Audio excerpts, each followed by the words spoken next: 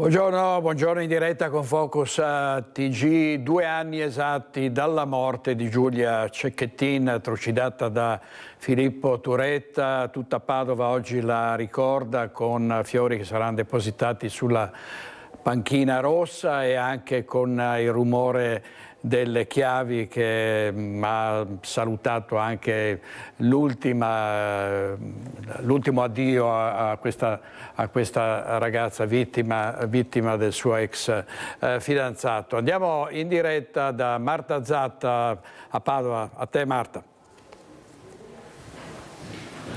Sì, buongiorno ai nostri telespettatori. Oggi appunto è il giorno del ricordo per Padova, ma in realtà anche per tutta l'Italia, perché proprio 2 anni fa l'Italia intera si è fermata di fronte a questa tragedia. Sul territorio varie sono le iniziative a partire da Padova, dove durante le elezioni oggi verrà proiettato sugli schermi il volto di Giulia e la data di quella del terribile femminicidio. Ma questa mattina alle 7:30 è stata deposta anche un mazzo di fiori nella panchina rossa dedicata a Giulia, ma in realtà a tutte le donne vittime di violenza. E oggi ancora a Padova, al Portello precisamente, verrà fatto un minuto di rumore per ricordarla. Un ricordo che coinvolge anche Saonara, la comunità che frequentava Giulia. Questa sera durante la messa verrà appunto ricordata con una preghiera, ma le iniziative nel comune di Saonara vanno avanti in realtà per tutto il mese di novembre. Per citarne solo una, ad esempio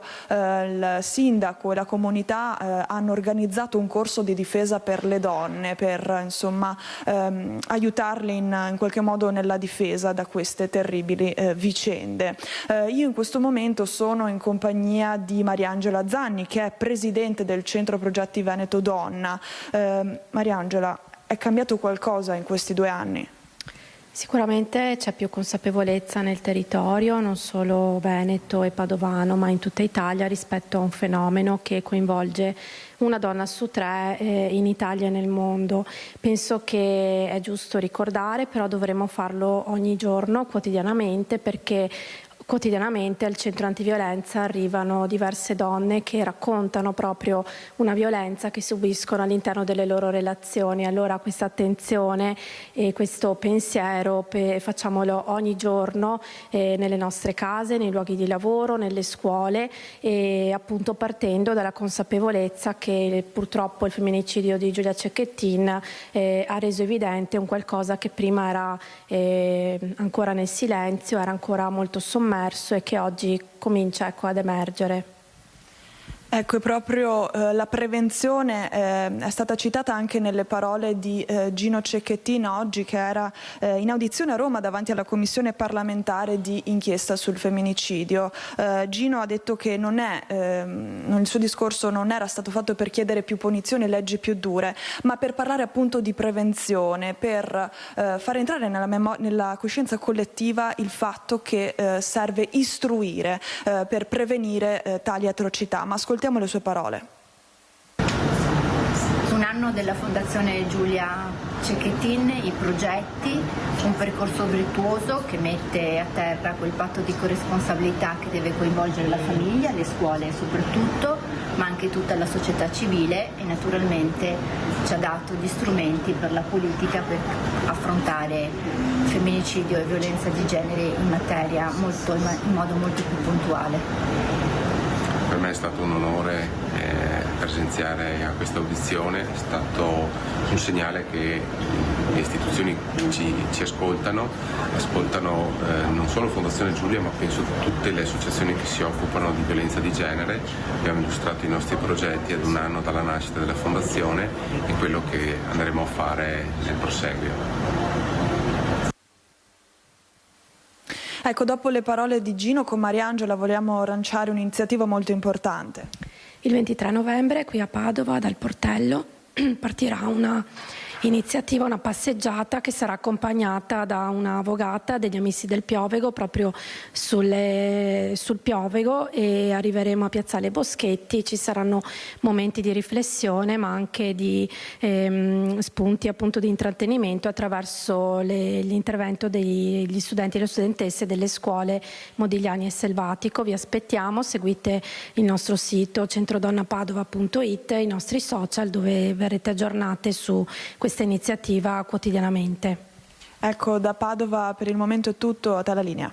Grazie Marta Zatta, Federico Cibotto. E purtroppo la violenza di genere, la violenza contro le donne non si è fermata. Pensate che in questi 11 mesi sono state assassinate da ex mariti, ex fidanzati, conviventi eccetera 72 donne, quindi una strage che è continuata nonostante il martirio di tante troppe donne. È stato preso nel giro di poche ore l'aggressore di una rapina al cimitero di Saletto, perché anche gli anziani sono spesso vittime di violenza, in questo caso un 76enne che resta in prognosi riservata all'ospedale di Schiavonia. È stato arrestato a Legnago, nel Veronese, il 40enne di origine siciliana ritenuto responsabile della feroce aggressione avvenuta ieri mattina al cimitero di Saletto, nel comune di Borgo Veneto. L'uomo è accusato di rapina pluriaggravata. Ad incastrarlo le immagini delle telecamere di videosorveglianza che lo hanno ripreso mentre colpiva e derubava del portafoglio un pensionato di 76 anni in pieno giorno. La vittima, residente poco distante dal Camposanto, era andata come di consueto a far visita ai propri cari quando l'aggressore, armato di lama, al momento non è chiaro se una forbice o un coltello, lo ha minacciato per farsi consegnare il portafoglio. Ne è nata una colluttazione durante la quale l'anziano è stato ferito poco sotto al mento, prima di essere colpito alla testa e lasciato a terra sanguinante. Nonostante le ferite, la vittima è riuscita a chiamare i soccorsi ed è ora ricoverata all'ospedale di Schiavonia. Le sue condizioni sono stabili, ma resta in osservazione per un trauma cranico. Il malvivente, invece, nel giro di poche ore è stato rintracciato e portato in carcere su disposizione della Procura di Rovigo. Oggi in regia Italo Morao ed Edoardo Paris, e vediamo un'altra brutale aggressione ai danni di un 55enne, è stato aggredito a Torreglia dopo aver rimproverato 3 ragazzi monopattino per manovre azzardate. Sentiamo il racconto del sindaco Marco Rigato con il nostro inviato Francesco Rattai. Siamo con il sindaco di Torreglia, Marco Rigato, perché proprio a Torreglia domenica nel pomeriggio è successo un fatto veramente increscioso. 3 giovani sui 18 anni hanno aggredito lungo la pista ciclabile un passante. Il sindaco che passava di lì si è fermato e ci raccontava di una scena veramente violenta. Sì, rientravo da casa e ho visto un attimo una scena e mi sono fermato perché è di una violenza inaudita e sicuramente da non accettare e da tollerare. Che cosa fosse avvenuto prima non lo so, probabilmente qualche screzio c'era stato qualche minuto prima, però l'atto con cui, voglio dire, questi 3 ragazzi si sono avventati, hanno gettato a terra e hanno preso a calci e a pugni questa persona è una cosa che non è assolutamente accettabile. I ragazzi erano con dei monopattini e sono fuggiti, poi avete cercato di inseguirli? Purtroppo sì, quando ci siamo fermati anche con altre persone che si sono fermate per prestare soccorso, abbiamo cercato di bloccare i ragazzi, ma ovviamente hanno imbracciato i monopattini e sono scappati via. Ho messo a disposizione alle forze dell'ordine, che ringrazio anche per il tempestivo intervento, i filmati che abbiamo a disposizione delle telecamere. Io spero, voglio dire, che magari riescano a rintracciarli e a identificarli. Ecco, la vittima, un 50enne del posto, come sta? Allora, in persona insomma aveva subito parecchia violenza e ha preferito in quel momento andare a casa perché aveva bisogno insomma di sistemarsi. Spero e mi auguro insomma che sia andato al pronto soccorso perché aveva botte e tumefazioni sul volto. Ecco, adesso partirà una denuncia, immaginiamo. Mi auguro, spero di sì. Quindi aggressioni, pestaggi, furti, rapine, di tutto e di più sul nostro territorio, e l'altro ieri anche una sparatoria in strada che ha veramente rischiato di causare danni maggiori, perché potevano andarci di mezzo passanti, persone che passavano da quella parte. Andiamo in diretta a Mogliano Veneto da Elena Dal Forno. Per la parte tecnica c'è Alberto Pivetta. A te, Elena. Sì, buongiorno a tutti i telespettatori di Rete Veneta. Siamo con il sindaco di Mogliano, Davide Bortolato. Hai detto bene, direttore, poteva essere una strage che è stata evitata per puro miracolo. Una sparatoria, un accoltellamento alle 4:30 in pieno centro Mogliano. Che cosa sappiamo fino adesso? Erano 6 persone, da una parte con la pistola, da una parte col coltello. C'è stato forse un regolamento di conti per questioni legate forse a droga, perché 2 persone avevano già precedenti penali per stupefacenti, detenzione di stupefacenti. Ecco, qui vediamo a terra addirittura il sangue ancora di quello che è accaduto ieri sera, ma con il sindaco subito facciamo il punto su quello che è la percezione oggi di Mogliano rispetto a quello che è accaduto, sindaco, e soprattutto che cosa si potrà fare. Sì, un fatto gravissimo quello che è accaduto ieri, inaccettabile, serve una risposta forte, immediata. Ho chiesto infatti al prefetto e ci siamo sentiti ieri sera, e oggi ho mandato la richiesta ufficiale per una convocazione del Comitato di Ordine e Sicurezza Pubblica. Bisogna dare assolutamente risposte. Ieri fatalità, verso quell'ora stavo rientrando da Roma e sono passato per via Piave a Mestre. C'era in atto in quel momento una operazione con Guardia di Finanza e con unità cinofile, polizia ed esercito. Logico è che se si stringe a Mestre questa feccia si sposta anche verso Mogliano, e questo è inaccettabile. Ecco, sindaco, zona rossa potrebbe essere una soluzione? Potrebbe essere una soluzione, questo insomma lo decideranno i tecnici, anche se qui in questo parcheggio non c'erano segnalazioni, non era mai avvenuto niente. Sono altre le zone che sono monitorate in maniera importante, vedi la stazione dei treni. Qui siamo di fronte a una scuola, di fronte a tante attività commerciali, queste cose assolutamente non devono accadere. Ecco, la sensazione di sicurezza oggi è cambiata per Mogliano, sindaco? Sicuramente notizie come queste scioccano i cittadini. Noi non molliamo, stiamo investendo tantissimo in sicurezza, abbiamo un impianto di videosorveglianza invidiabile, stiamo continuando ad investire anche sulla caserma dei Carabinieri, la stiamo rinnovando, insomma come comune ci stiamo mettendo tanto per la sicurezza. Non basta purtroppo prevenire, qui bisogna anche agire in maniera pesante. Ringraziamo il sindaco per la sua presenza e adesso mi avvicino all'avvocato Mauro Serpico, che ringraziamo per essere qui con noi. L'avvocato Serpico è l'avvocato di una delle persone ferite e dimesse ieri sera. Ecco, avvocato, lei ha sentito il suo assistito, che cosa è accaduto? Allora sì, io ho potuto parlare ieri sera con il mio assistito quando mi ha contattato per raggiungerlo presso la caserma dei Carabinieri di Treviso, e poi ieri sera è stato sottoposto a fermo.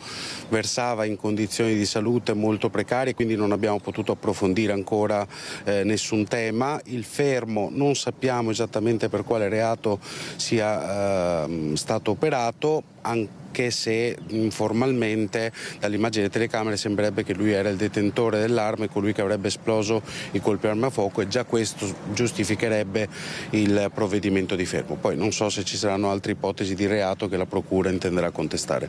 Allora, sappiamo che erano 6 persone che si sono date appuntamento qui intorno alle 4:30, che c'è stato probabilmente un regolamento di conti legato forse a stupefacenti, perché 2 persone erano già state indagate per questo tipo di reati. Sappiamo che sono persone tra i 30 e i 35 anni, l'avvocato conferma, e che sono di origine albanese. Allora, confermo che si tratta di soggetti di origine albanese e confermo sicuramente l'età. Per quanto riguarda il movente, ritengo che sia ancora presto, sicuramente è una pista che gli inquirenti stanno correttamente percorrendo, però è ancora presto per fare ogni tipo di valutazione. Ecco, direttore, ricordiamo che qui alle 4:30 ieri sono stati sparati 3 colpi di pistola che sono stati sparati quasi ad altezza uomo perché sono state colpite delle macchine qui nel parcheggio che hanno avuto vetri rotti, portiere scheggiate e quant'altro, e che addirittura fino a notte fonda i carabinieri hanno tenuto sequestrate nel parcheggio, tanto che alcune persone non sono riuscite ad andare a casa con la propria auto. Ascoltiamo proprio una di queste persone che ci ha rilasciato un'intervista a caldo ed è rimasta veramente scioccata, e poi ti restituisco la linea, direttore. Sono arrivata alle 17 per partecipare al collegio docenti alla scuola Minerbi e ho trovato questi due uomini diversi. Poi dove ho parcheggiato c'era una macchina bianca con un proiettile. Ho chiesto al carabiniere, ma c'è stata una sparatoria, ho detto non possiamo dirlo, però ho visto sotto il finestrino la macchia di sangue.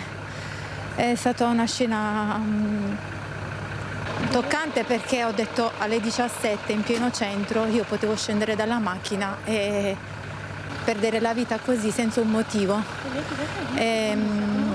Sì, ho visto questa macchina bianca con il finestrino con un buco e per terra il sangue, e poi questi due uomini diversi tutti insanguinati.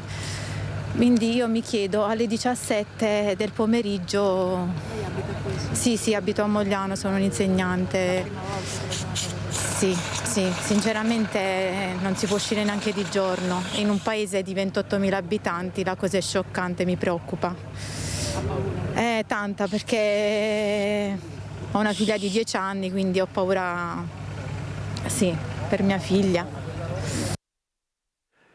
Grazie Elena Dal Forno e Alberto Pivetta, il nostro operatore. Adesso andiamo a Venezia, perché c'è stato un accoltellamento nel Sestiere di Castello. Una donna, una 45enne, è stata colpita con un fendente alla coscia da un'altra donna, forse all'origine di questo diverbio, questioni legate alla droga, una situazione di vero degrado.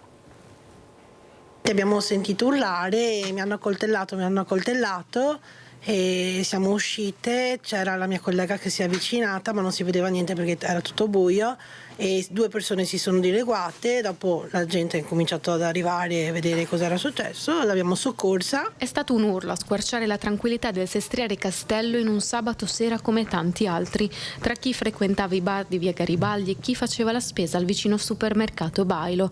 L'urlo era quello di una 45enne aggredita con un coltello da un'altra donna. Urla di dolore e richieste di aiuto che sono arrivate fin dentro ai locali vicini. Sono stati proprio i dipendenti delle varie attività a precipitarsi per primi oltre i cancelli che dividono la via dal parco. Un colpo netto, quello che la donna ha inferto alla sua conoscente. Alla gamba, alla coscia, sanguinava, l'abbiamo soccorsa, abbiamo messo del ghiaccio e niente, abbiamo dato dell'acqua perché era molto agitata, gridava che appunto stava male. Sì, naturalmente aspettavamo che arrivasse l'ambulanza. Chi ha portato una sedia alla signora in completo stato confusionale di shock e chi ha rimediato del ghiaccio per portarlo alla ferita e cercare così di limitare lo spargimento di sangue ormai copioso nel piccolo tratto d'erba davanti alla statua di Garibaldi. L'arma insanguinata trovata poco distante.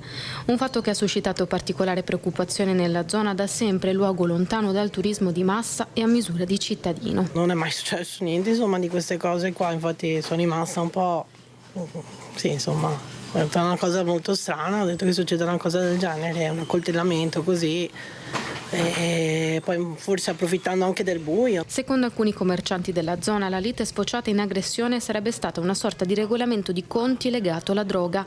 La donna che ha aggredito la 45enne infatti sarebbe nota nel Sestriere per fare uso di sostanze stupefacenti.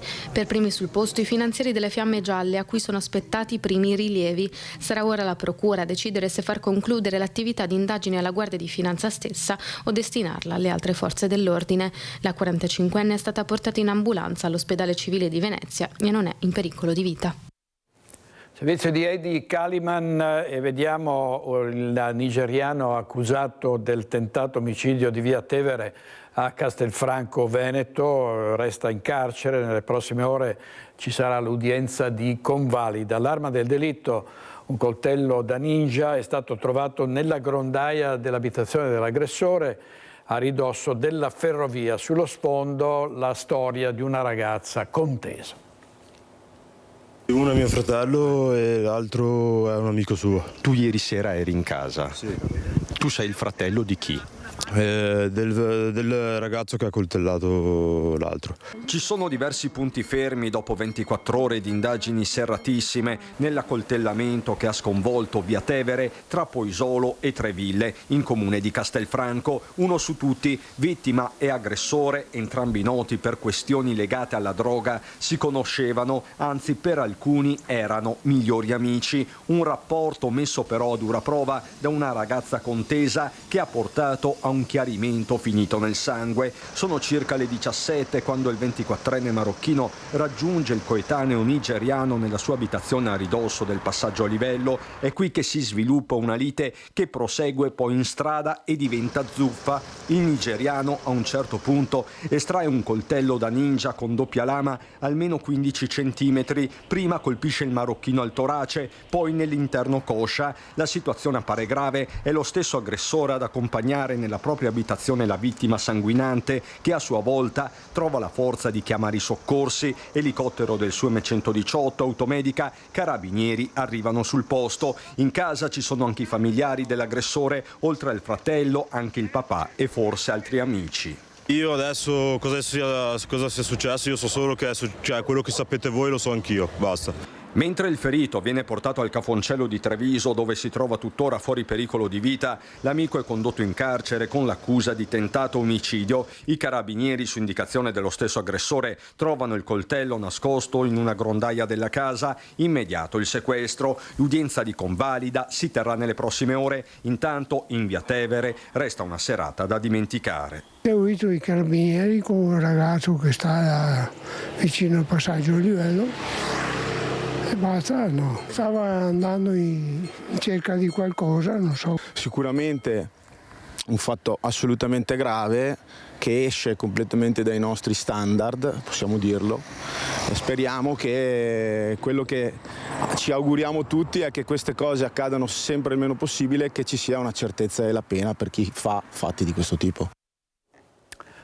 Adesso andiamo a Venezia perché continuano i borseggi nella Serenissima ai danni soprattutto di turisti. È un racket vero e proprio con minacce e violenze. Andiamo in diretta da Filippo Fois con Sandro Ponchio. A te Filippo.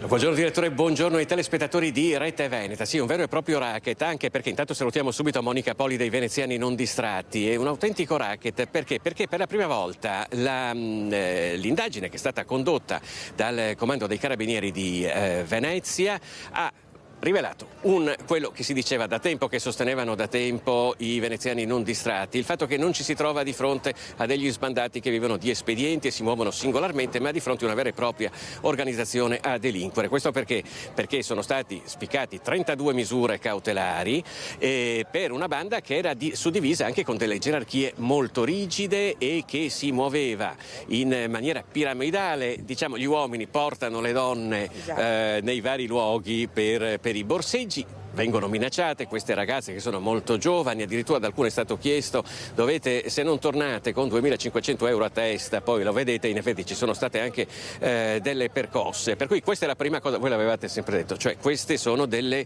associazioni a delinquere. Sì, noi l'abbiamo sempre detto che queste sono associazioni a delinquere, organizzazioni criminali. Ecco, ai vertici ci sono gli uomini, le donne, le mogli e poi i figli o i parenti, le minori. Comunque innanzitutto ringraziamo il nucleo investigativo dei carabinieri per l'ottimo lavoro svolto e tutta l'Arma dei Carabinieri, anche perché credo non sia stato semplice con la riforma Cartabia e con la nuova normativa introdotta dal ministro Nordio riguardo l'interrogatorio preventivo assicurare questi criminali alla giustizia. Ecco perché arriva un preavviso che dice presentate, esatto. E chiaramente qua non è che si presentino tutti. Io credo che un paio di loro siano riuscite anche a fuggire, però anche confido nelle forze dell'ordine, come noi riusciamo a rintracciarle con i nostri comitati in Europa. Io credo che con i mezzi che hanno le forze dell'ordine queste abbiano i giorni contati. Senta, com'è cambiato qui lo scenario dopo questa inchiesta? Avete visto delle facce nuove? Allora, in questo momento diciamo che le storiche, le maggiorenni, non ci sono, quindi presumiamo che siano proprio quelle dell'inchiesta. In questo momento ci sono le minori, cioè praticamente le imputabili sotto ai 14 anni. Non ce ne sono tantissime, però sappiamo che questo di solito è un mese un attimo calmo. Bassa stagione. Di bassa stagione. Adesso aspettiamo proprio i capo clan, i capi dell'organizzazione, come interverranno nel riorganizzare. Una cosa che vorrei dire, che questo sia da monitor, l'ottima indagine che hanno svolto i carabinieri, che sia da monitor anche per altre città italiane, perché abbiamo letto che se per 32 borseggi c'è stato un fatturato di 50.000 euro, si può solo immaginare per tutte le città italiane che giro d'affari, e qui non si parla di centinaia ma di milioni di euro, possono essere. Ecco, per esempio a Venezia, in un giorno con un forte afflusso turistico, quanti borseggi possono esserci? Chiaramente è una stima fatta a spanne perché non esistono dati ufficiali. Guardi, di una volta sapevamo che in coda c'erano 80 persone, quindi facciamo una stima di 100 persone, 100 borseggi, quindi...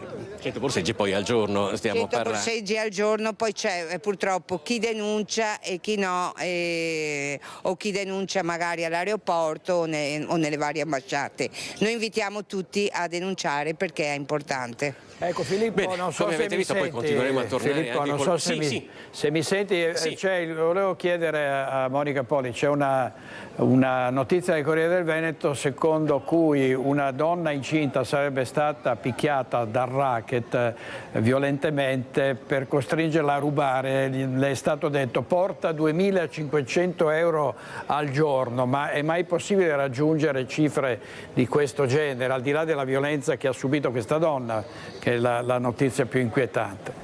Sì. Il direttore ricordava la violenza subita da quella donna incinta che è stata picchiata allo sterno perché non era riuscita a compiere borseggi, e anche della richiesta di 2.500 euro al giorno. Ma è pensabile riuscire a raccogliere una cifra così alta? Se si sceglie bene. Se si sceglie bene la vittima ci riescono, ecco, ci riescono tranquillamente, anche perché noi vediamo lo shopping frequente che loro fanno, quindi di soldi ne tirano su. Ricordiamoci anche che c'è la violenza anche verso i turisti e i cittadini, perché c'è stata una signora che è intervenuta un anno fa al Ponte degli Scalzi, dove gli hanno fratturato una mano le 3 borseggiatrici. C'è sì la violenza tra di loro, però ricordiamoci che anche loro sono molto violenti con noi cittadini e soprattutto con i turisti. Questo è veramente un quadro inquietante, quello che è stato portato alla luce ufficialmente da questa indagine dei Carabinieri. Ci torneremo presto, intanto ringraziamo Monica Poli, e da Venezia restituiamo la linea allo studio. Grazie molte Filippo Fois, al suo ospite, e a Sandro Ponchio per la parte tecnica. Vediamo il caso di un uomo che è uscito da una comunità e ha gettato il padre dal terrazzino, il padre che è in coma, ha 84 anni. L'aggressione è avvenuta a Mogliano.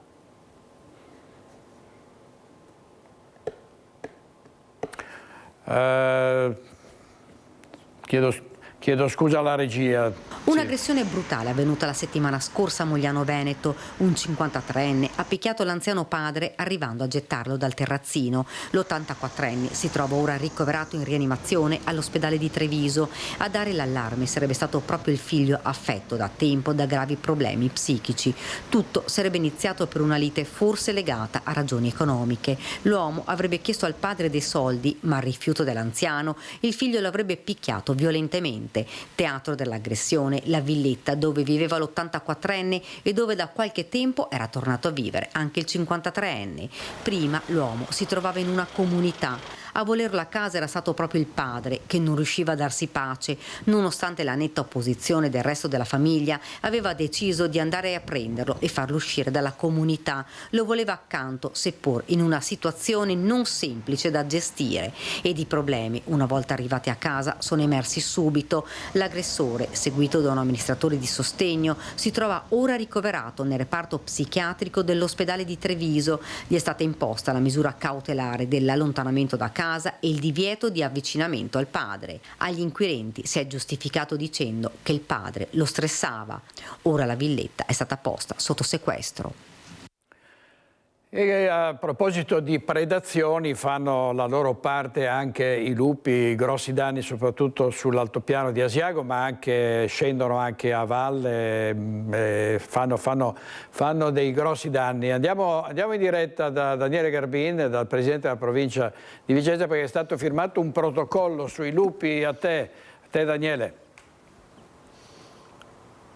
Buongiorno direttore, buongiorno ai telespettatori, siamo a Montecchio Maggiore, proprio nella sede della prestigiosa Villa Cortellina, sede di rappresentanza della provincia. Buongiorno Presidente. Sì, buongiorno direttore, buongiorno ai telespettatori. Ecco, hai anticipato il tema, che è questo protocollo che verrà firmato tecnicamente nel pomeriggio nella sede invece in città della provincia. Noi anticipiamo proprio i contenuti in questo momento perché si tratta di un protocollo storico, comunque come importanza 19 enti tra associazioni e istituzioni sono radunate per firmare queste linee di guida che ci spiegherà poi il Presidente, proprio per riuscire a contenere questo fenomeno che ha creato una serie di problemi sul territorio. Questa volta si mettono insieme allo stesso tavolo anche forze storicamente contrapposte come Legambiente o i cacciatori. Ecco, si tratta di venire a capo, soprattutto di avere una fazione congiunta. Ecco, di cosa si tratta nello specifico? Sì, la volontà è quella di far comprendere come sia necessario intervenire soprattutto a sostegno degli agricoltori e della sicurezza dei cittadini. Nel momento in cui il lupo è cresciuto numericamente e si è reso sempre più pericoloso, ha creato grandi danni all'agricoltura, ora tutti assieme ci cercano le soluzioni, ma soprattutto si cerca di far sì che sia sempre meno confidente. L'obiettivo è far sì che il lupo sia sempre meno confidente, quindi si allontani dai centri abitati e si allontani da quello che sono gli allevamenti, che sono ancora una fonte di sostentamento importante, devono garantire il reddito agli agricoltori, ma soprattutto agricoltori che stando in montagna riescono anche a tutelare la pianura dal dissesto idrogeologico. Questi grandi predatori purtroppo sono sempre più numerosi e quindi la volontà è quella di intervenire in maniera coordinata fra le diverse realtà, perché solo insieme si fanno capire le dinamiche che rendono pericoloso questo fenomeno, che non sono appunto solo la sicurezza degli allevatori, ma sono anche sicurezza dei cittadini, sono anche tutte quelle che sono le dinamiche sociali che possono essere fortemente danneggiate da questo grande predatore. Ecco, dicevamo che questa operazione è inedita, perlomeno per il Veneto, perché il tentativo è mettere insieme anche parti contrapposte. Lei personalmente dove vede magari le criticità, quali sono i punti che vanno o i principi che vanno stabiliti anche di comune accordo?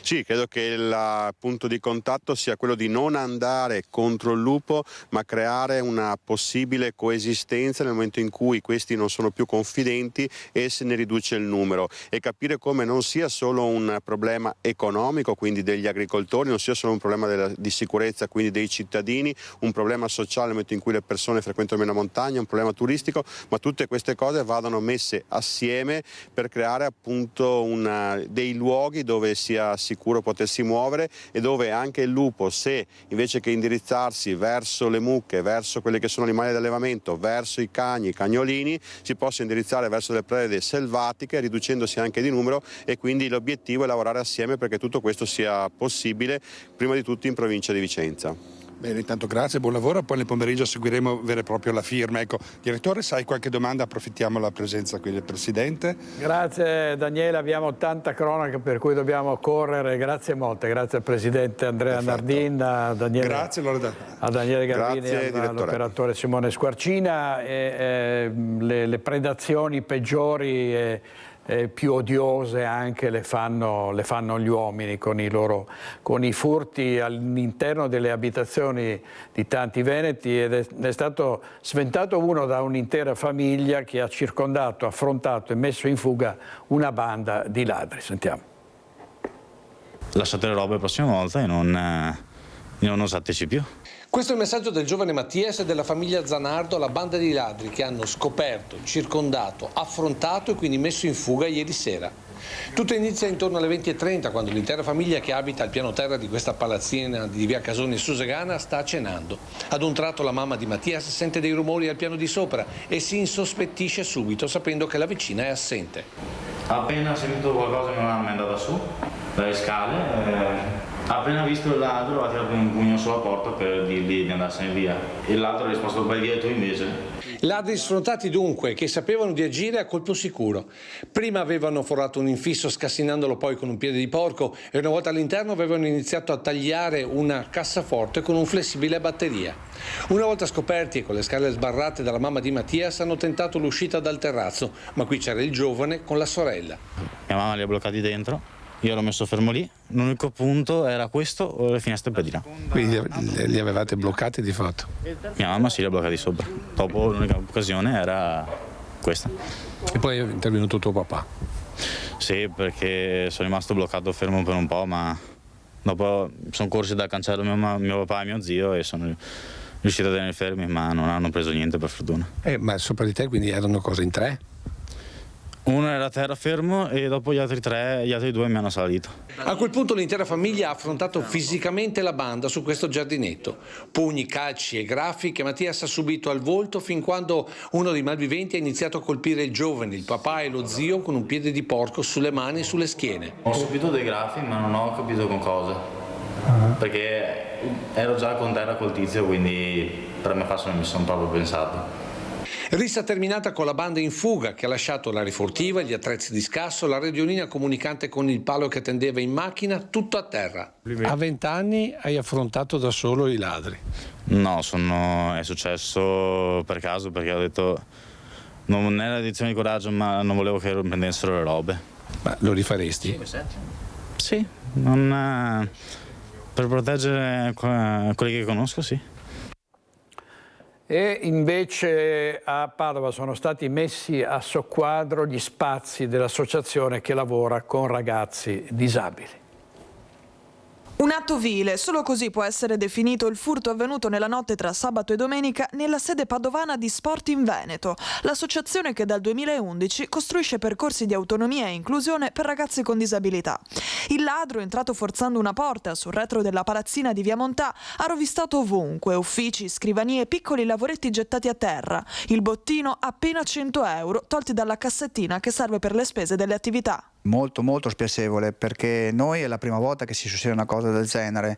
Noi lavoriamo per i nostri ragazzi per cercare di fare inclusione, per cercare di attività sportive, per farli stare insieme nei momenti di divertimento, poi per fare un po' di cucina, però dopo ti trovi con queste situazioni dove una persona entra, ti metti tutto in subbuglio e c'è molta rabbia e molta tristezza per queste cose. Ma il danno più grande non è economico, è la ferita lasciata in un luogo che rappresenta sicurezza, fiducia e quotidianità per una trentina di persone tra i 12 e i 55 anni. In genere loro mettono i loro 2 euro simbolici per fare la spesa, vanno qui a fianco, fanno la spesa e con 2 euro domani, 2 euro a testa, domani l'olio, ci serve l'olio, ci serve la pasta, il sugo, non bastano, ci servivano quei pochi soldi che erano di fondo cassa per poter fare la spesa per loro, insomma. Domani ai ragazzi dovrò dire ragazzi grazie dei vostri 2 euro, loro li mettono perché devono essere educati, che tutto non è,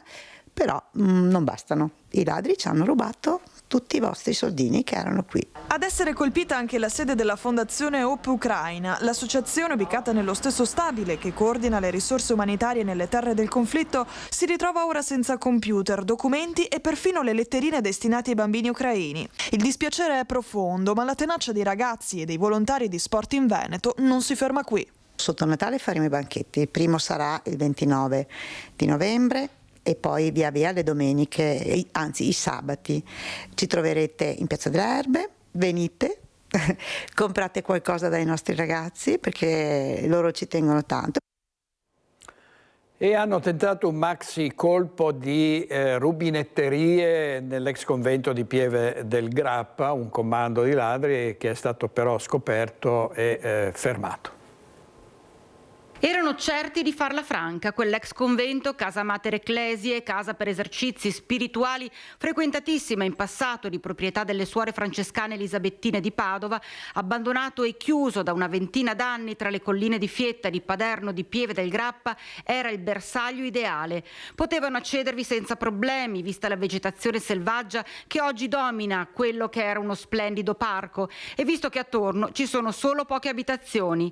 Così in tre, poco prima del calare del sole, si sono introdotti approfittando di un varco nella recinzione, lasciando un furgone parcheggiato all'esterno per recuperare in fretta la refurtiva. Si sono diretti ai bagni, hanno sradicato da muri e sanitari 400 kg di rubinetteria in ottone. Di certo si è trattato di un furto su commissione, come ha anche riferito la sindaca di Pieve, Annalisa Rampin, raggiunta telefonicamente. Ma i malviventi non hanno fatto i conti con un vicino che si è insospettito dei rumori che provenivano dalla struttura e ha immediatamente allertato i carabinieri. Sul posto i militari di Asolo e Riese Pio X, che hanno colto in piena flagranza di reato 3 soggetti di 23, 29 e 34 anni, residenti nel Monte Bellunese, tutti e 3 arcinoti alle forze di polizia. La merce è stata interamente recuperata e restituita alle legittime proprietarie. Scattato l'arresto, convalidato per direttissima, i 3 sono stati rimessi in libertà in attesa di processo. Servizio di Vanessa Banzato. Adesso gli incidenti stradali, una donna di 75 anni che è stata travolta e uccisa in via Udine a Pordenone. Tragedia della strada nella tarda serata di lunedì 10 novembre a Pordenone, dove un'anziana di 75 anni, Giuseppina Cosmo, è deceduta dopo essere stata investita in via Udine, all'altezza dell'intersezione con via Sile, poco distante dal luogo dove risiedeva. Secondo i rilievi della polizia locale del distretto del Friuli Occidentale, la donna sarebbe stata agganciata e trascinata per circa 20 metri da una Mercedes classe A condotta da un uomo, 32 anni, di Cordenons, che non si sarebbe accorto dell'impatto e di aver appunto agganciato la vittima al proprio veicolo. Sul posto, inviati dalla centrale operativa della Sores, sono intervenuti i sanitari del 118 che hanno tentato a lungo le manovre di rianimazione.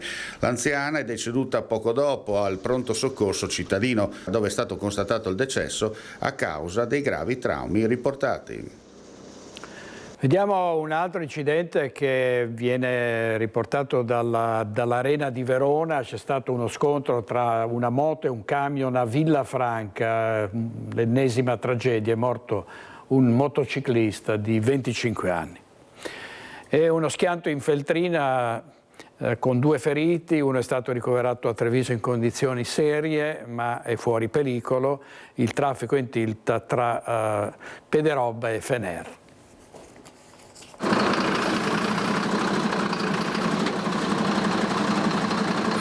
Uno scontro violentissimo, frontale, che poteva avere conseguenze ben più tragiche, quello che ha mandato in tilt la strada regionale Feltrina tra Pederobba e Alano di Piave. È circa mezzogiorno quando 2 auto entrano in collisione, esplodono gli airbag, le carrozzerie si accartocciano su se stesse, immediato l'allarme, dal Cafoncello parte l'elicottero del SUEM 118, un'ambulanza da Valdobbiadene, automedica da Montebelluna, arrivano i vigili del fuoco, i carabinieri delle stazioni locali ad avere la peggio, un 50enne trevigiano soccorso in codice rosso. Le sue condizioni sono migliorate nel corso del pomeriggio, ferito anche l'altro conducente, paralizzata per quasi 2 ore la viabilità al confine tra le province di Treviso e Belluno. Sono qui da 1 ora e mezzo e ancora non si muove nulla perché evidentemente è così talmente grave che non riusciamo ad andare avanti, tutto qua. La Feltrina resta un nodo nero. Sicuro, sempre, purtroppo è così. Questa credo che sia la strada più trafficata che abbiamo nel Veneto. Poco prima delle 14 la riapertura in entrambi i sensi di marcia dopo i rilievi di legge affidati ai carabinieri. Un copione che troppo spesso si ripete da queste parti, come ben sa Loris Gregolon, titolare dell'Osteria Il Pescatore, ultimo baluardo della marca prima di Fener. È un'opinione mia ma anche di tanti clienti che secondo me qualche autovelox posto nelle in altre postazioni piuttosto di dove è ora non farebbe male, perché veramente assistiamo anche a sorpassi che spesso e volentieri potrebbero portare a, come oggi, dopo non so la dinamica ovviamente, ma a situazioni tragiche. C'è poi una questione infrastrutturale relativa alla viabilità secondaria e alternativa. Lo stesso Gregolon va dritto al punto. Penso alla strada che porta a Bigolino e Vidor, lì è sì una strada alternativa, ma presenta, penso, anche quella le sue criticità. Penso al ponte di Vidor stesso, che parlano da una vita che debbano rifarlo, comunque farne uno nuovo. Probabilmente sarebbe ora, anche perché quando si intasa il traffico in Feltrina è un disagio e non c'è maniera di scendere e soprattutto di andare verso Feltre e Belluno. Trova ricoverato in gravissime condizioni nel reparto di neurochirurgia del Cafoncello a Treviso il ragazzo di 15 anni precipitato ieri sera intorno alle 22 dal ponte di Vidor. A dare l'allarme alcuni passanti che hanno visto una bicicletta parcheggiata nei pressi del ponte. Sul posto subito i vigili del fuoco con il nucleo speleo alpino fluviali e i carabinieri della compagnia di Vittorio Veneto. Una volta recuperato il ragazzo è stato poi affidato alle cure dei sanitari del SUEM giunti con l'elicottero. Secondo quanto ricostruito dai militari, il quindicenne si sarebbe allontanato dalla sua casa di Farra di Soligo in sella alla sua bici e avrebbe raggiunto Vidor. Avrebbero fatto base proprio qui a Trieste nel 1993 i cosiddetti cecchini del weekend che pagavano le milizie di Karadzic per sparare sui cittadini di Sarajevo. È una storia che è incredibile e raccapricciante, è un'inchiesta che è stata aperta dalla Procura di Milano. Partivano dall'Italia pagando somme ingenti ai militari serbi per partecipare all'assedio di Sarajevo e sparare contro i civili per divertimento durante la guerra. Per individuare questi turisti della guerra, a Milano è aperta un'inchiesta che punta a individuare coloro che parteciparono al massacro di oltre 11.000 persone tra il 93 e il 95. Il fascicolo è stato aperto dal PM Alessandro Gobbis ed è al momento a carico di ignoti. Nasce dall'esposto presentato dal giornalista e scrittore Ezio Gavazzeni. In base alle testimonianze raccolte da tutto il nord Italia, questi cecchini del weekend, per lo più simpatizzanti di estrema destra con la passione per le armi, si radunavano proprio a Trieste il venerdì e venivano portati poi sulle colline attorno a Sarajevo, dove potevano sparare sulla popolazione della città assediata dopo aver pagato le milizie serbo-bosniache di Radovan Karadzic. Secondo l'esposto sarebbe stata verificata la presenza di almeno 5 italiani in quel periodo. Nel fascicolo c'è anche una relazione inviata alla Procura di Milano dall'ex sindaca di Sarajevo Beniamina Karic, che definisce i cecchini ricchi stranieri amanti di imprese disumane. Cassola, il servizio di Laura Buccarella dalla nostra redazione di Trieste. Cassola, dicevo, si prepara per l'ultimo saluto all'alpinista Stefano Farronato, che è morto in Nepal con un suo compagno di cordata. Lo aspettavano oggi nella sua azienda di Cassola, lo aspettavano già nel fine settimana a casa, ma Stefano Farronato non ha potuto riabbracciare i suoi affetti, travolto da 1,5 metri di neve sulle montagne del Nepal assieme al compagno di spedizione Alessandro Caputo. Nel paese asiatico sono arrivate da qualche giorno una delle sorelle e la compagna del 50enne cassolese per riaccompagnarne i resti a casa. L'intera comunità rimane in attesa di conoscere la data della cerimonia funebre, che sarà accompagnata dal lutto cittadino. Il sindaco Gian Antonio Stangerlin nelle prossime ore incontrerà le autorità che si stanno occupando del rimpatrio della salma per concordare con la famiglia data, luogo e orario della cerimonia. Si sta cercando di individuare la sede più opportuna per l'ultimo saluto, dato che è attesa una partecipazione consistente di persone, amici, colleghi e conoscenti. Nel frattempo in Nepal le spedizioni non si fermano nonostante gli incidenti mortali, ma grazie ai costi ridotti rispetto all'Himalaya. Su 1300 montagne sopra i 6000 metri sono attualmente 462 le vette aperte per le spedizioni, spesso inviolate e meta di nuove esplorazioni, come il Pambari, dove Farronato e i suoi 2 compagni erano a fine ottobre gli unici presenti. Servizio di Mirko Cavallin, ancora nessuna traccia di Angelo Toniolo, un anziano di 94 anni che questa mattina ha preso la barca ed è caduto nel torrente Melma. Sentiamo. Adesso stanno scandagliando, vedendo cosa è successo. Speriamo, ma le speranze... Ancora disperso Angelo Toniolo, il 94enne che è caduto nel Melma dopo essere uscito in barca.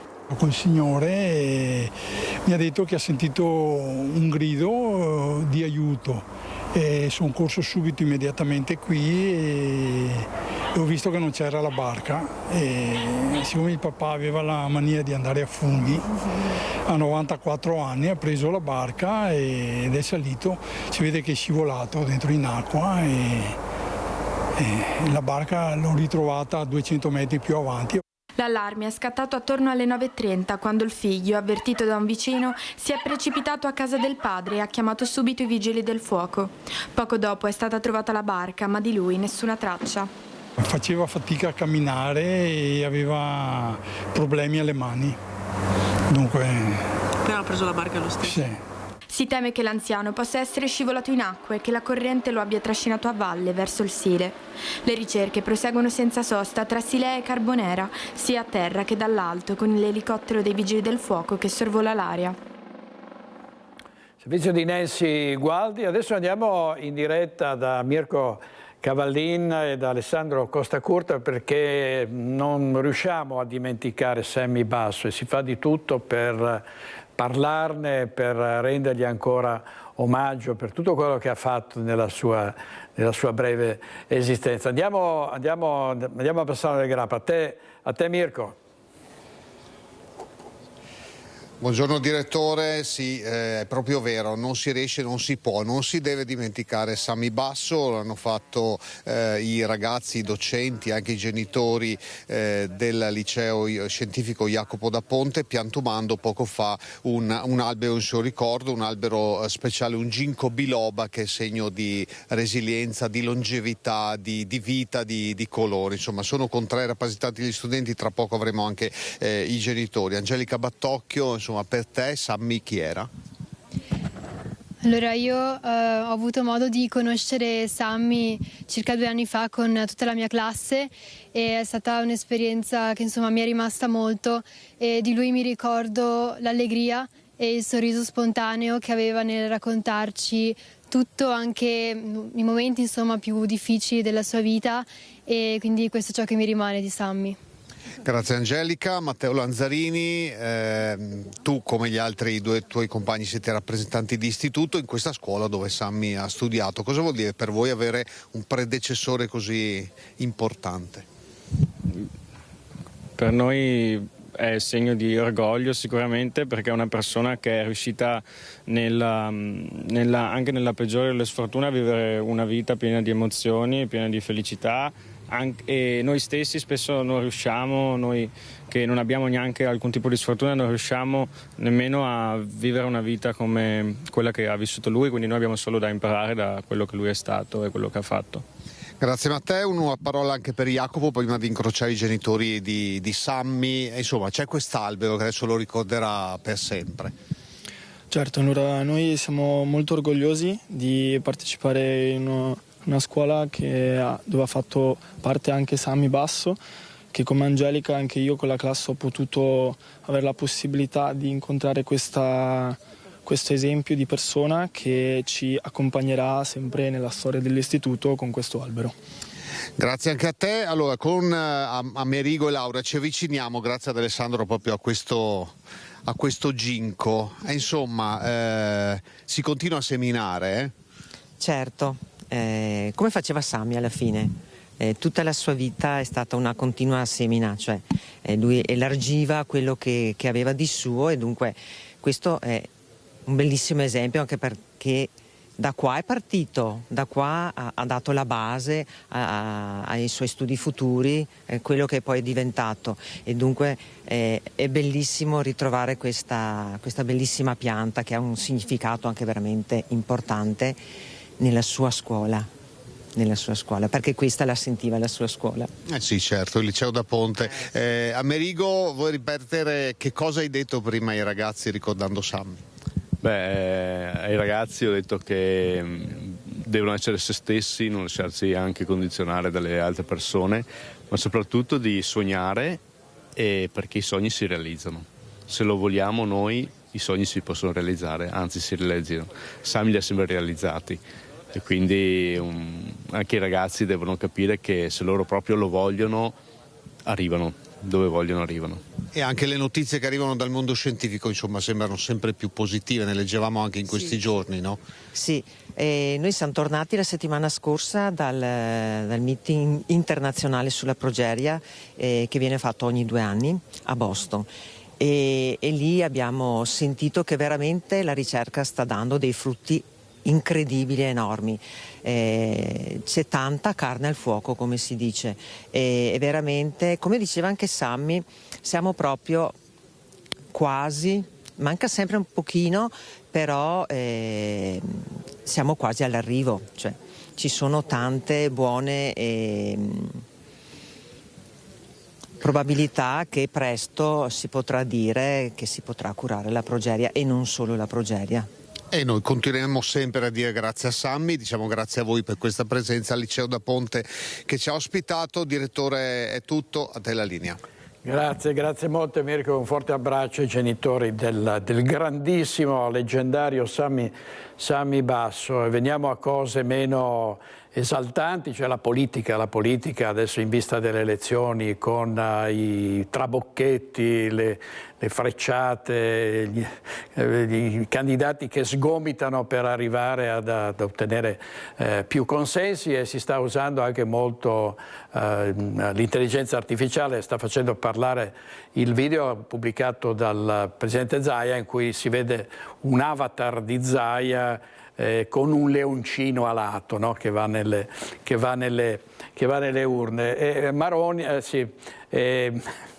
Roberto Marcato ha polemizzato con questo video, facendo vedere dei marroni, dicendo questa non è intelligenza artificiale. Ieri sera a Focus gli abbiamo chiesto ragione di questa piccola polemica. Vediamo. Questa battuta, devo dire, non mi piace tanto quel video, ecco. Quello del leoncino? No, mi pare, non so. Sì, diciamo che il Presidente è in qualche modo modificato, no? Nel senso che non è proprio la sua immagine, no, sì, uno Zaia ringiovanito, mi pare. Sì, ma dico, credo che in campagna elettorale io lo vedo perché sto veramente macinando tanti chilometri. Quello che la gente apprezza è l'immediatezza. Non c'è spazio per ritocchi di nessun tipo, insomma, non ci devono essere mediazioni, e ne sa tantissime, almeno in campagna elettorale cerchiamo di essere più veri possibili. Insomma. Allora, più veri possibili, ha detto ieri sera Roberto Marcato, e ovviamente sale la tensione in vista del voto anche nelle amministrazioni comunali. C'è stato uno scontro tra Lega e Fratelli d'Italia a Treviso, con il sindaco che ha chiesto le dimissioni delle 2 assessore in quota al partito di Giorgia Meloni. Sentiamo perché. La linea di Fratelli d'Italia, quella indicata evidentemente dal segretario cittadino Crea, è quella di attaccare costantemente l'amministrazione. Credo che le 2 assessore debbano quantomeno dimettersi, se condividono quanto ha detto Fabio Crea. Poi se non lo condividono verranno a dirmelo e resteranno a far parte della squadra. Certo è che lo spartiacqua è chiaro, o stai con Fabio Crea o stai con Conte. Non ha remore il sindaco a sottolineare che la frattura tra alleati è ormai di natura scomposta. Da un lato l'avvocato Fabio Crea, le cui esternazioni il gruppo di Fratelli d'Italia ha difeso, dall'altro una maggioranza che, dice lo stesso Conte, ribadendo quanto detto dai suoi capigruppo Schiavone e Basso, può andare avanti anche senza di loro. abbiamo i numeri per andare avanti, quindi non c'è nessuna verifica di maggioranza, la maggioranza c'è e va avanti. Fratelli d'Italia deve chiarire da che parte vuol stare, perché non possiamo andare avanti con un attacco a settimana da parte di esponenti che tra l'altro non siedono nemmeno nel Consiglio Comunale, però insomma io sono sereno, francamente preferisco occuparmi dei bisogni della città. Ma sul piatto anche la questione sicurezza, tra zona rossa che potrebbe essere riaperta nel quadrante di Via Roma e operato delle forze dell'ordine.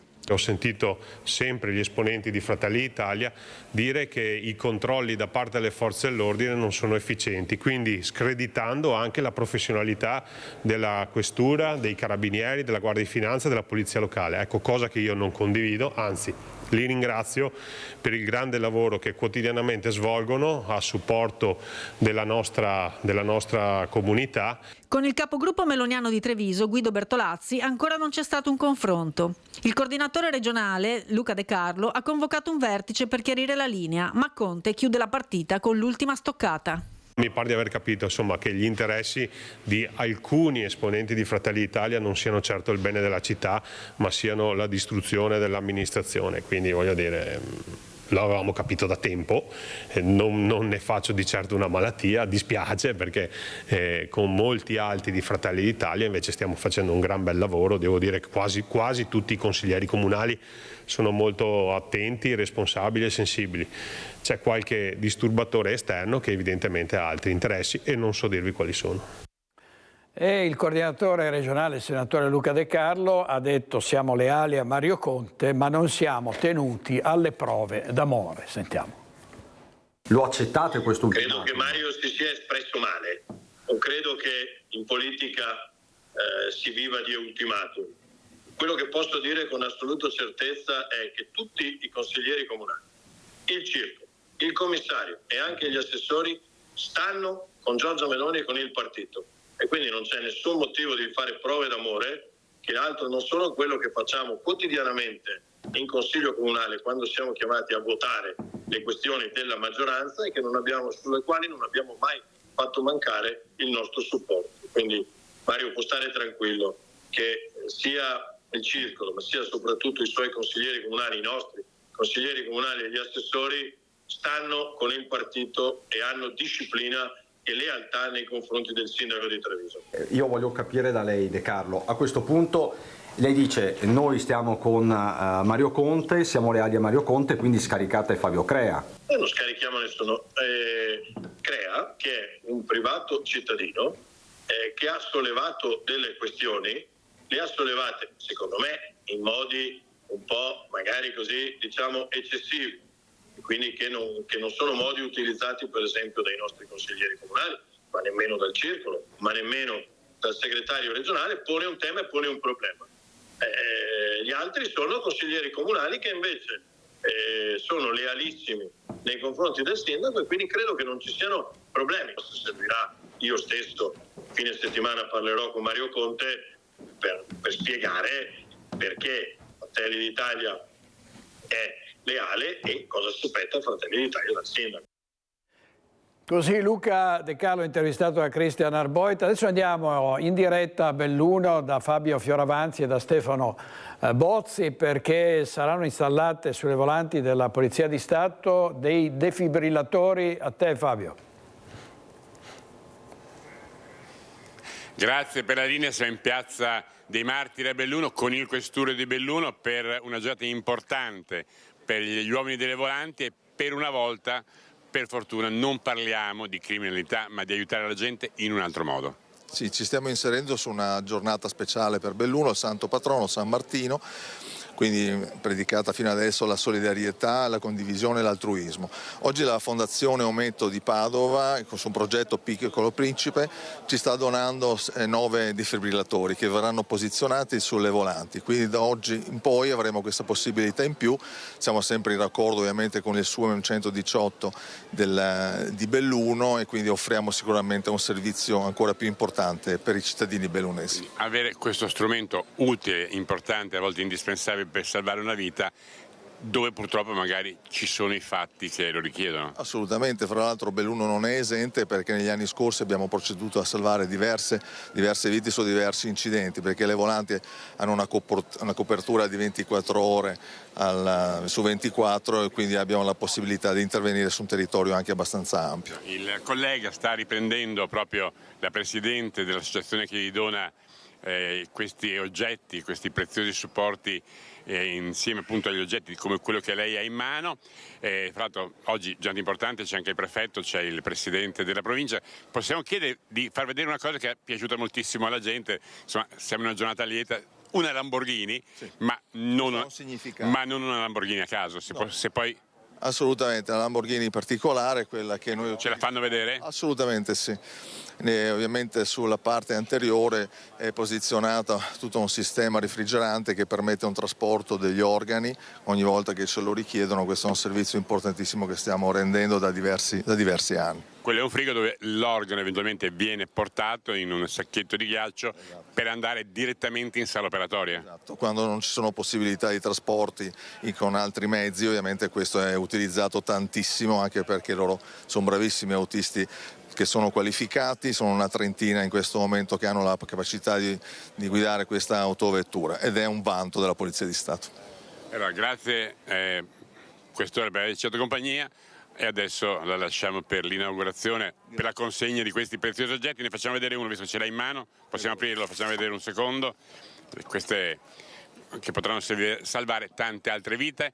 Da Belluno è tutto, la linea torna allo studio. Grazie a Fabio Fioravanti e Stefano Bozzi per la parte tecnica. Andiamo in pubblicità adesso con i nostri registi Italo Morao, Edoardo Bus, Edoardo Paris, e ci vediamo tra pochissimo.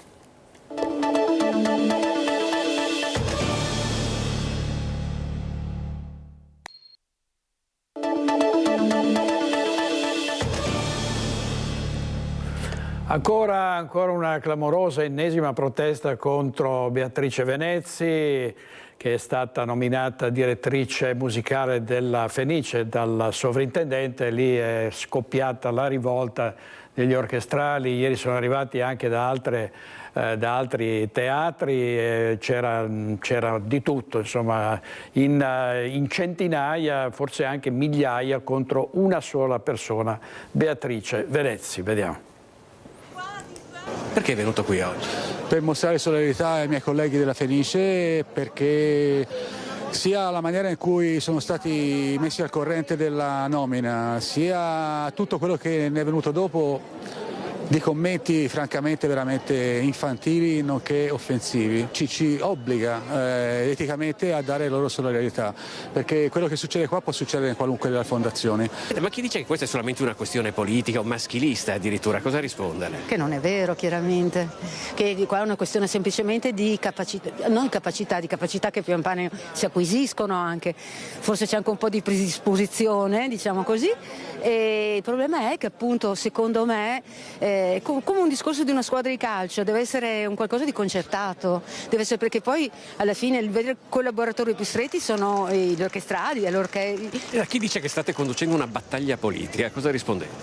Rispondo che è fuori dai binari ma fuori dal coro, potrei dire, perché non è una battaglia assolutamente politica, ma è una battaglia che entra nel merito della questione, ossia il fatto che è una nomina ovviamente calata dall'alto, come avete sentito dire più volte, senza tener conto di quelli che sono le fondamenta di un teatro, ossia i lavoratori e le lavoratrici di un teatro, che sono parte viva e integrante del teatro.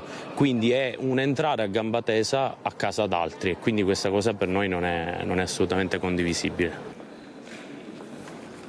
Sentiamo anche le voci delle rappresentanze dei teatri lirici d'Italia che sono arrivati a Venezia per sostenere la causa dei colleghi della Fenice. Sentiamo.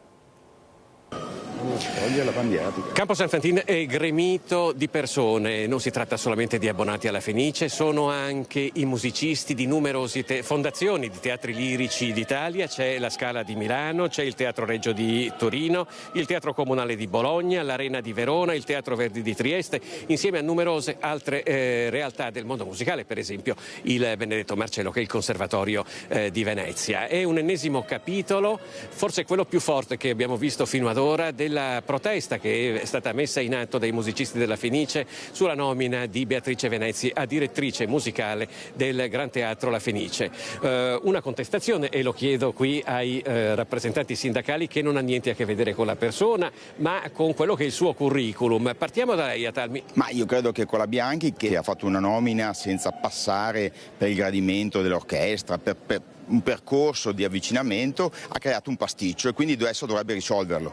Secondo me ritirando la nomina, perché non è più nelle condizioni nemmeno di poter svolgere il suo ruolo. Noi siamo disposti a trovare una soluzione con un percorso di avvicinamento che però deve prevedere poi a conclusione un momento di confronto e di giudizio nei confronti della signora, perché non può essere una nomina così importante calata dall'alto se poi alla fine effettivamente questa persona non dovesse funzionare.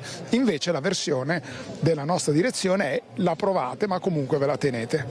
Alberto Cancian, oggi l'hanno ribadito diversi dei rappresentanti delle fondazioni di altri teatri lirici italiani, quello che sta succedendo alla Fenice potrebbe succedere anche altrove, potrebbe succedere anche a noi, però le vostre controparti dicono che la state buttando in politica, in realtà non state parlando di musica.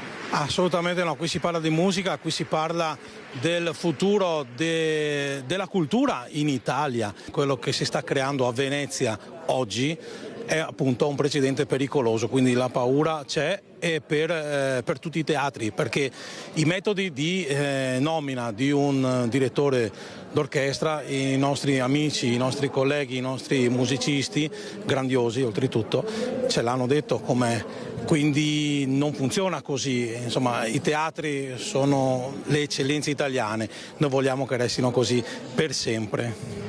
Grazie, avete capito, quello che si contesta qui è il fatto che la nomina di Beatrice Venezzi non sia una nomina per curriculum ma per la sua vicinanza al governo attualmente in carica.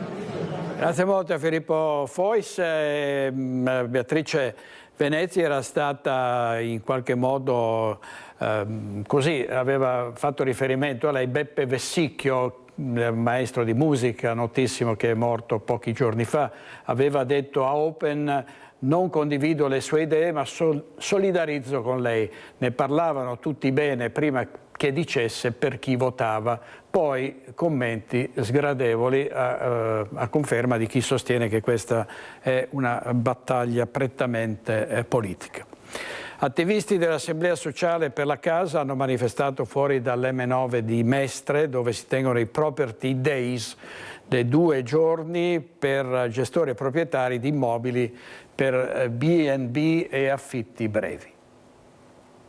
Due mondi distanti si confrontano a distanza all'M9. Dentro sono a convegno per 2 giorni gestori e proprietari di immobili dell'extraalberghiero e degli affitti turistici. Fuori chi ricorda che a Mestre e Venezia ci sono più di 2000 case pubbliche abbandonate e nel mercato privato gli affitti sono insostenibili. I property manager durante questi 2 giorni insegnano come massimizzare i profitti, come fare più soldi e come avere più Airbnb, e lo fanno in una città che è segnata e martoriata dagli effetti del turismo di massa, in cui trovare una casa è impossibile, e lo è per 2 ragioni: perché il mercato privato è inarrivabile, perché gli Airbnb tolgono letteralmente casa alle persone, ce ne sono tantissimi, la città se perde 2 residenti al giorno però guadagna ogni giorno 3 posti letto per i turisti.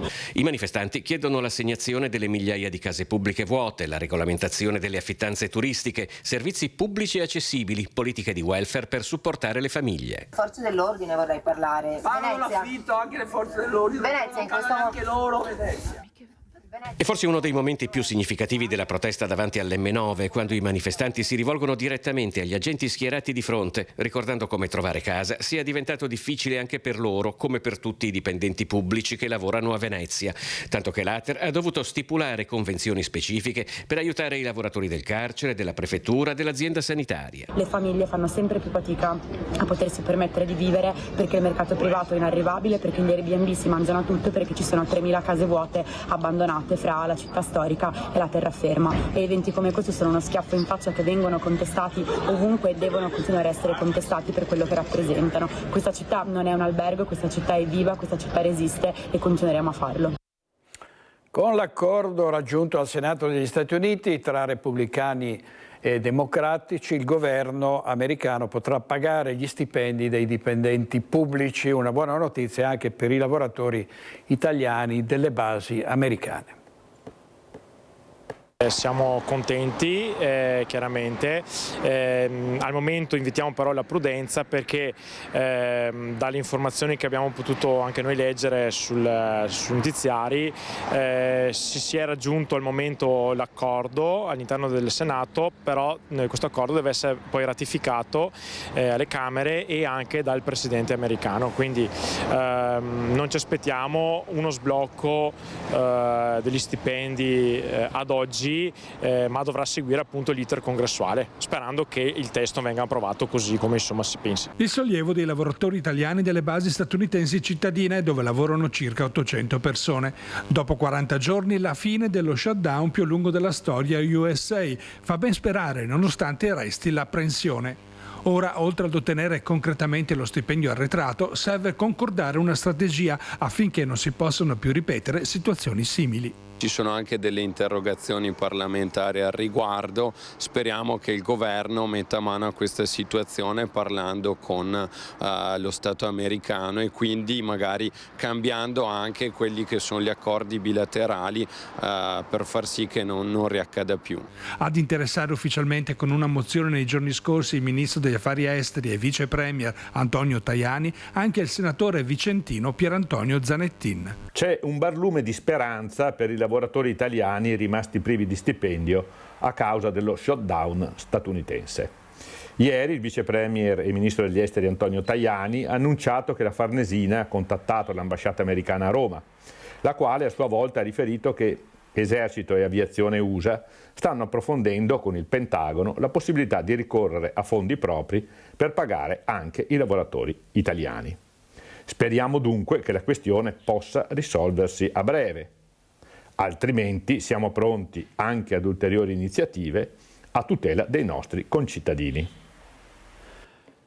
ministro Valditara è andato a Vicenza ad illustrare quella che è la sua riforma di ministro dell'istruzione e del merito, la riforma della scuola. C'è stata una protesta degli studenti.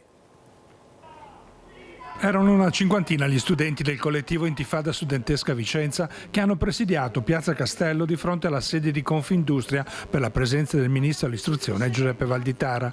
Assieme ai colleghi del Fronte Gioventù Comunista, gli studenti hanno protestato contro il ministro per le recenti riforme, in particolare contro quella che temono porti ad annullare la funzione pedagogica della scuola pubblica. Noi da anni vediamo come il governo cerchi di rendere la scuola un posto sempre più autoritario e in cui è più importante obbedire piuttosto che avere invece un pensiero critico. Sarà approvata anche presto la nuova legge finanziaria che vedrà l'ennesimo taglio ai fondi per la scuola pubblica, per gli ospedali, per il trasporto pubblico, per l'università, per lo stato sociale in generale, per indirizzare questi fondi verso la guerra. Di segno diametralmente opposto invece la presenza a poca distanza dei rappresentanti dell'Associazione Studente Azione Giovani che hanno espresso critiche. Noi siamo favorevoli alla recente circolare del ministro Valditara. Quando c'è una conferenza con tema politico-sociale è giusto che sia obbligatoria la presenza di un pluralismo ideale con interlocutori esperti ed informati al fine di tutelare ciò che è il pensiero dinamico. Ovviamente la sinistra si straccia le vesti e organizza manifestazioni contro. Ma cosa denota tutto questo? Denota che la consacrata libertà espressiva e di parola, che i sinistri tanto amano, è inconcepibile nel momento in cui tale libertà si espande a chi non la pensa come loro. Chi ha fatto politica a livello giovanile, io qualche anno fa realtà l'ha vissuta sulla sua pelle nelle scuole, all'università, dove i collettivi di estrema sinistra pretendono di dettare l'agenda e di essere gli unici a poter parlare. Per fortuna non è più così, abbiamo quindi la circolare del ministro Valditara, io sono un insegnante quindi l'ho ricevuta, che prevede che in caso di dibattiti pubblici, quindi non nelle elezioni, ma in caso di dibattiti pubblici e politici su argomenti particolarmente sensibili ci deve essere un confronto, un contraddittorio, è la regola della democrazia.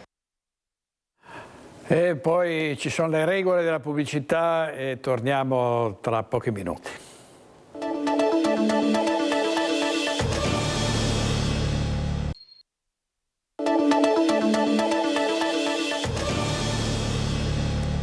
Una proposta sul Teatro Astra di Bassano che è stata recapitata al sindaco Nicola Finco, 16 milioni e 25 anni per pagare il conto. Mentre in tutta la Pedemontana fioriscono le rassegne teatrali, a Bassano c'è chi è ancora alle prese con il futuro del teatro cittadino. È il sindaco Nicola Finco che si ritrova sulla scrivania i progetti in grado di cambiare in pochi anni l'offerta teatrale e culturale bassanese. Della trattativa con Don Andrea Guglielmi per la cessione della Sala da Ponte abbiamo già parlato, ma il piano è fermo con le 4 frecce nel più complesso pacchetto di vendite e dismissioni della parrocchia. È entrata nel vivo invece la trattativa per il Teatro Astra, con una proposta nero su bianco o quasi messa sotto il naso nel primo cittadino dai privati.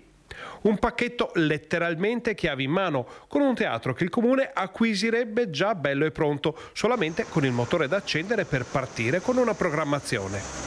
Le prospettive sembrano essere molto interessanti e di sicuro vanno a intercettare la voce del cuore dei bassanesi, che più volte si sono espressi confermando amore incondizionato al vecchio teatro di Viale dei Martiri. Però, c'è un però, ed è quello del costo. Il pacchetto, come dicevamo, chiavi in mano si aggira attorno ai 16 milioni di euro, con un punto di caduta a 25 anni. Ovvero il comune si indebiterebbe fino al 2050 o giù di lì con una voce fissa nel bilancio in spesa corrente. Un mutuo a conti fatti che con i tempi che corrono un'amministrazione magari vedrebbe più utile per scuole o altri interventi a lungo termine. Mentre Finco medita sulla proposta dei privati, qualcuno lo sta già tirando per la giacca, suggerendogli che a parità di spesa il comune di Bassano può costruire da zero un teatro delle dimensioni preferite, delle caratteristiche tecniche più gradite nell'area del parcheggio Le Piazze, come previsto dal ventaglio di idee che giace nei cassetti municipali da qualche anno ormai. Insomma, come diceva quel tale, uno, nessuno, 100.000 teatri, l'importante è scegliere. Servizio di Ferdinando Garavello, per un paio di weekend il Legno diventa protagonista del centro cittadino di Belluno. I cittadini sono invitati ad andare a votare per assegnare 2 premi, non è il voto del 23-24 novembre, 2 premi per queste opere d'arte in legno. Belluno Città del Legno, una tradizione promossa dal Consorzio Belluno Centro Storico che riempie la città di artisti, di legno e di opere realizzate sotto gli occhi dei cittadini. Quelle scolpite quest'anno, dopo l'assegnazione dei primi 3 premi, si trovano ora nel cortile interno dei musei civici di Palazzo Fulcis. Domenica abbiamo assegnato il premio Gioia, il premio della Fidapa e il premio dei giornalisti. 3 opere diverse sono state premiate molto volentieri. Adesso aspettiamo il pubblico, voi da casa, che veniate a vedere da domani, da martedì fino a domenica, le statue esposte qui al Museo Fulcis e votate. 2 premi infatti sono ancora da assegnare. Chi vorrà andare a vedere le sculture potrà esprimere il proprio parere su apposite schede e contribuire così all'assegnazione di altri 2 riconoscimenti. Il premio cittadinanza dei cittadini che fanno la loro scelta e dei bambini, quindi 2 premi distinti e che vedremo un po' quali saranno le opere che piaceranno di più, e sono proprio belle. Gli ospiti di questa sera: Focus, Laura Besio, Fabio Bui, Antonio Dalla Pozza, Silvia Fattore, Eva Martinez, Leonardo Padrin, Giuseppe Pan e Giuseppe Paolin. Grazie a tutti per averci seguiti fino a qui, con Italo Morale e Edoardo Paris in regia. Buona giornata, ci vediamo stasera.